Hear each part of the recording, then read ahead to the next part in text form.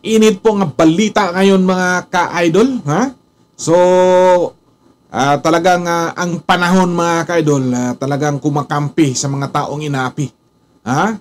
So sa ngayon mga ka-idol, trending po ngayon, ha? Sa social media, ma-Facebook man, YouTube o TikTok, naunguna pong issue na to mga ka-idol tungkol po nung paglitaw na si alias Rene mga ka-idol, ha? Nung panahon po na nangyari pong Senate investigation na pinangunahan po ni Senator Risa Hontiveros mga ka-idol, na may isang lumitaw na witness na si Ka Rene mga ka-idol, ngayon bumaliktad na, so delikado na po sa ating panahon ngayon mga ka-idol. So mainit na issue to mga ka-idol, so may nasa likod pala, ang tumatagimbong na 1 million pesos na sa likod, kapalit sa pagkanyang pagtestify doon sa Senado mga ka-idol. O ngayon bumaliktad na mga ka-idol, so itong balita na to mga ka-idol talagang pinagpistahan po to ngayon mga ka-idol, tungkol po kay Rene, na ayon pa sa kanyang statement mga ka-idol, hindi siya pinipilit na magsalita sa publiko at ngayon wala nang takip ang mukha mga ka-idol. Klarong-klaro na. So pakinggan po natin yung kanyang sinasabi mga ka-idol. Ako po si Michael Maurilio alias Rene. Hindi po ako pinilit na magsalita ng katotohanan. Kusang loob ko pong inilalahad ang mga nagawa kong kasalanan at mga plano laban kay Pastor Apollo C. Quiboloy at sa Kingdom Ministry. Ako po yung witness, kinuwang witness ni Sen. Risa Hontiveros na nakatakip yung muka. Pero ngayon, hindi na sapagkat nagsasabi na ako ng totoo. Binayaran po ako ni Sen. Risa Hontiveros para mag-testify laban kay PRRD, VP Sara at kay Pastor Apollo C. Quiboloy. Lahat ng sinabi ko at makasama ko doon na nag-witness sa Senado ay ginawa lamang ni Sen. Risa upang papagsakin si Pastor at ang buong kingdom at kunin ang kanilang mga ari-arian. Ngayon po ay hinahanap at tinatakot ako ni Sen. Risa. Delikado mga ka-idol? May plano pala? Ay nako. Senator Risa Hontiveros, ano ba tong balita na to? So 100% mga ka-idol ay siyempre pasinungalingan po to nilang mga balita na to mga ka-idol. Ito si Rene, hindi naman to wala naman nitong nag-post niya na magasalita sa publiko na wala ng takip ang mukha mga ka-idol. So isipin ba natin ngayon na talagang malakas ang pananampalataya ni Pastor Quiboloy na lumitaw na ang mga witness. So bumaliktad na ngayon. Instead dati ay kumakampi kaya Senator Hontiveros, ay ngayon nandun na kay Quiboloy mga ka-idol, binabayaran pala. Ay nako, may plano pa naman to si Senator Hontiveros sa tatakbo daw na pagka-presidente sa 2028. Nako, malaking issue to mga ka-idol. So panoorin po natin yung buong kwento nito mga ka-idol kung ano ba talaga to. So sa atin po mga ka-idol, nagtatanong na po tayo. Senator Risa Hontiveros, si General Torre, nako, ano ba tong balita to? Na ngayon nagang PNP chief na pala ngayon si General Torre. Nako mga ka-idol, ano kaya to? So panoorin po natin. Ako po ay dating full-time worker ng Kingdom of Jesus Christ na pinamumunuan ni Pastor Apollo Quiboloy. Na-convert ako noong 2015 at naging full-time noong 2019 kung saan na-assign po ako sa Glory Mountain sa Davao City. Lumabas po ako ng 2021, ngunit nagpaalam po ako ng maayos at pinayagan naman ako ng Kingdom dahil may balak po akong bumalik pagkatapos ng ilang taon. Noong January 2024, nag-vlog po ako kasama ang isang ex-full-time na si Lawrence Capuno dahil nagsimula na noon yung unang pagdinig na sa Senado sa pangunguna ni Senrisa Hontiveros tungkol sa mga aligasyon ng sexual abuse at human trafficking na isinampalaban kay Pastor Apollo Kibuloy.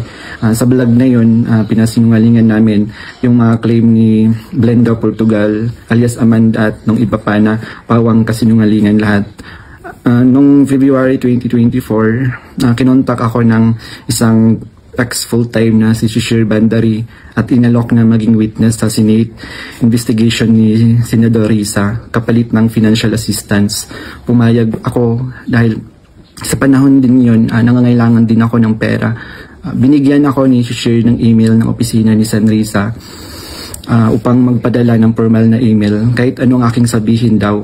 Sabi niya kapag nakipag-usap ako sa kanila, sabihin ko lamang na taga-kingdom ako at lumabas na sa ministry at idagdag ko daw na sinasaktan ako ni Pastor. So sa aking email, sinabi ko doon na galing ako sa kingdom at lumabas noong 2021. Ilang araw pagkatapos noon, kinontak ako ng isang staff ni Senrisa na si Fiona upang makipag-meet sa akin through video call.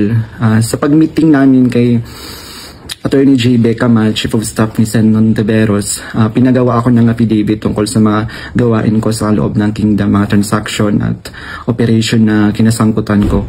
Ang isinulat ko doon ay pawang mga personal kong experience lamang at wala akong binanggit na pananakit, sexual abuse o human trafficking sa aking salaysay. Matapos kong ibigay yung affidavit, muli kaming nag-meet ni Attorney Becama.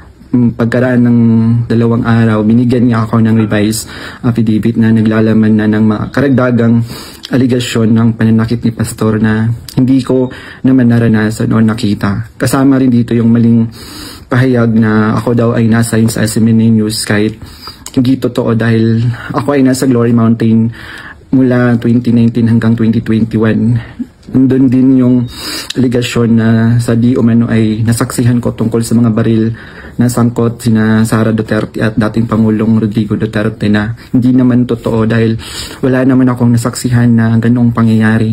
Pinilit din akong idagdag yung pangalan ni Senador Bongo at Senador Bato de la Rosa sa affidavit kapalit ng mas malaking halaga ng pera.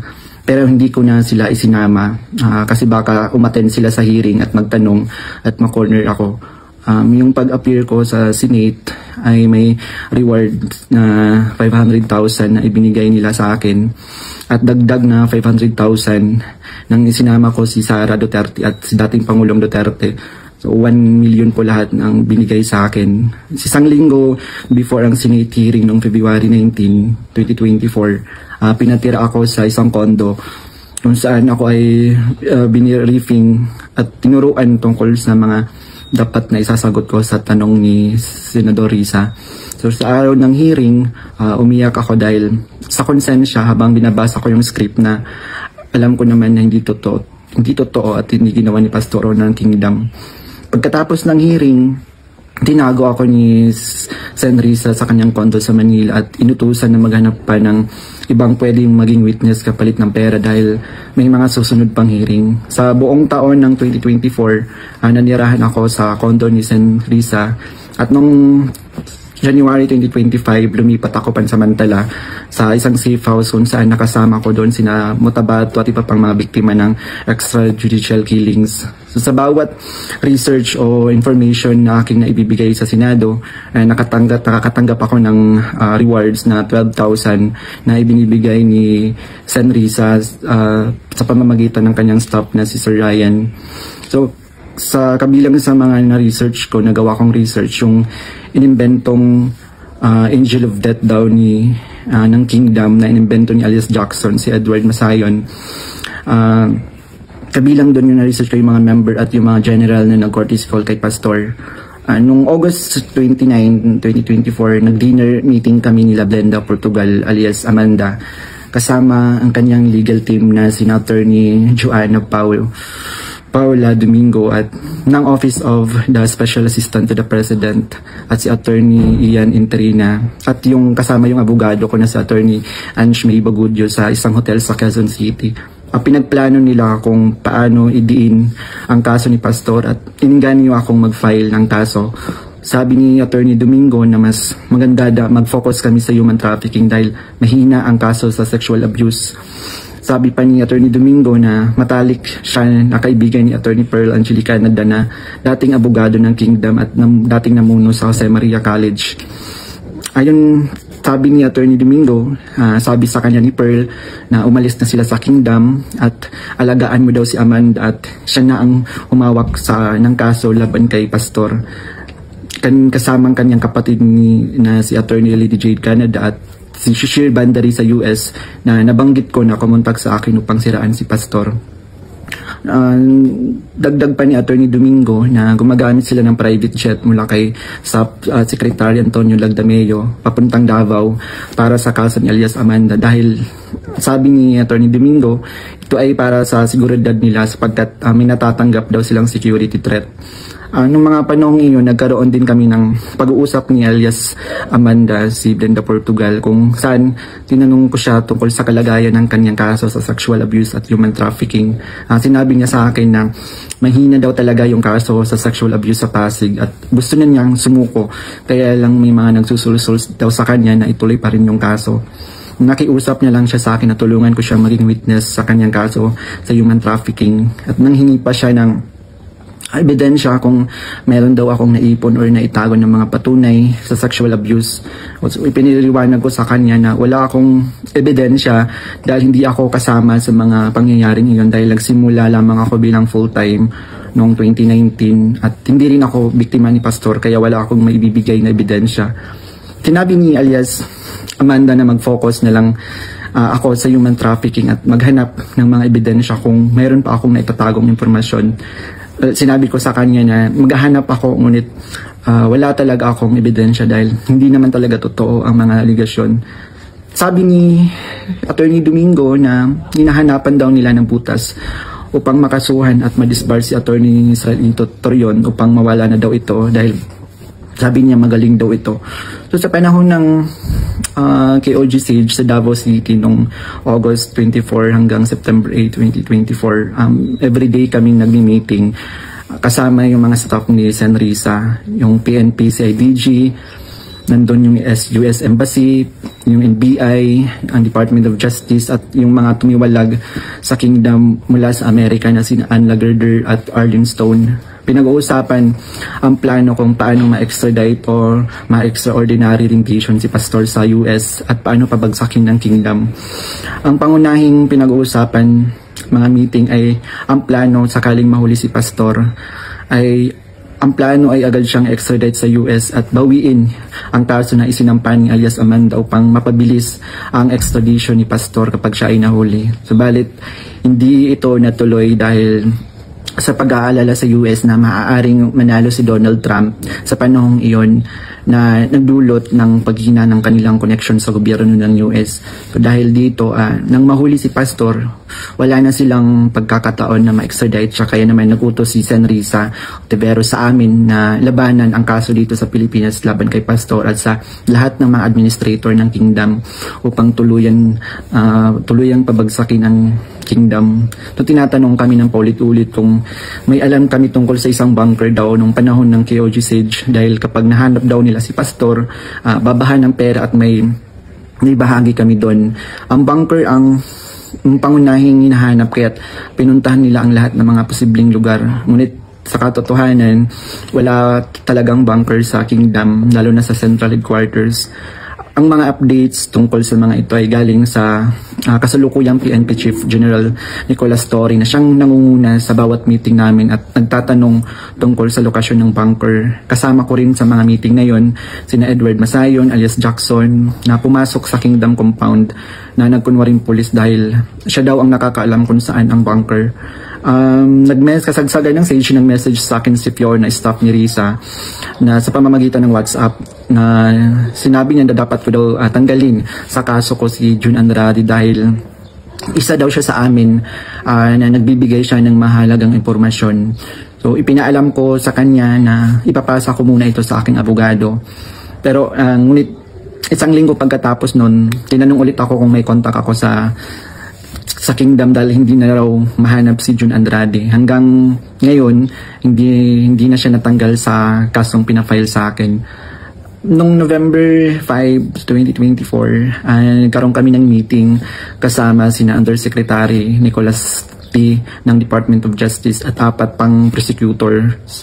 Ang naalala ko doon si Prosecutor Olivia Torrevillas, si alias Amanda, kanyang mga abogado, si Attorney Domingo at si Attorney Ian, 3 representative from NBI, 2 lawyer at 1 agent.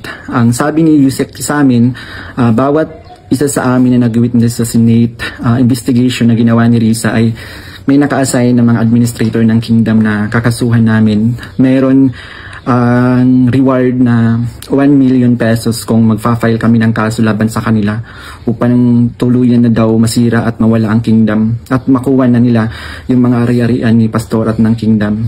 So sa akin, naka-assign yung 2 administrator na sina Eleanor Cardona at si Marlon Rosete. Pati na rin yung 2 key person ng SMNI na si Cristina San Pedro at si Hannah Jane Sancho. May 2 ministers, si Carlo Catiil at si Rico Mandin, at coordinators na sina Grace Mandin at si Corazon Dupalag. At yung kay alias Jackson naman, yung naka-assign sa kanya yung mga lalaking administrator, katulad nila Marlon Nacobo, nasali si Sister Elizabeth Carion. And kay alias Jerome naman, naka-assign sa kanya yung mga administrator ng mga babae na sina Nening Lizada at si Teresita Dandan. So sa iba't ibang araw na mga meeting namin, kasama ko yung mga dating full-time worker ng kingdom na lumabas dahil sa mga nagawang kasalanan sa loob ng ministry. Doon sina Arlene Stone at Ann Lagerder na parehong sumasali through Zoom mula sa US na tinutulungan sila ng FBI. Si Regina Arevalo naman na siyang scriptwriter ng karamihan ng mga binabasa namin sa Senate hearing.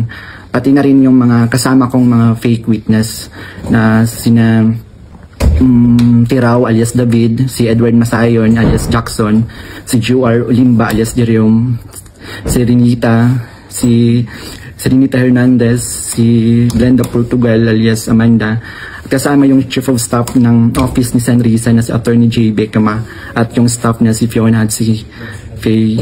So hanggang sa ngayon, paggawa ko ng affidavit, patuloy ang surveillance at mga planong raid sa mga ari-arian ng kingdom, kabilang ang mga Kingdom Light Congregation sa iba't ibang bahagi ng Pilipinas, yung SMNI building sa Makati, yung KOG Central Headquarters sa Davao.